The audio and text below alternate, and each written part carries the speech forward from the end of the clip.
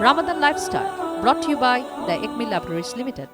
আপামর জনসাধারণের যে ধারণা যে রোজা রাখলেই অ্যাসিডিটি হবে বা খালি পেটে অ্যাসিডিটি হবে, কিন্তু সিচুয়েশান কিন্তু রিভার্স। আপনি যত বেশি খাবেন তত বেশি অ্যাসিডিটি হবে। ইসলামে বলা আছে যে 3 ভাগের 1 ভাগ খাওয়া, 3 ভাগের 1 ভাগ পানি, 3 ভাগের 1 ভাগ খালি রাখতে হবে ফর ইবাদত। তো এই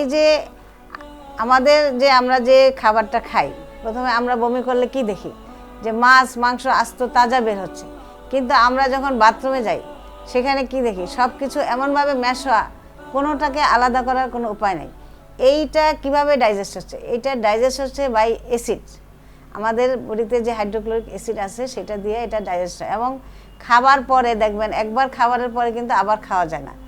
খাবার পরে আমাদের স্ফিংক্টার আছে, সেটা খুব ভালোভাবে বন্ধ হয়ে এখানে ডাইজেশন শুরু করে মেশিনের মতো।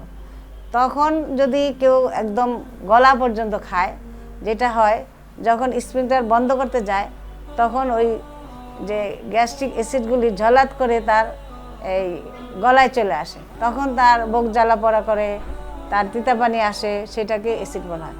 কিন্তু যত বেশি কম খাবে তত বেশি অ্যাসিড হবে, এটাই নিয়ম।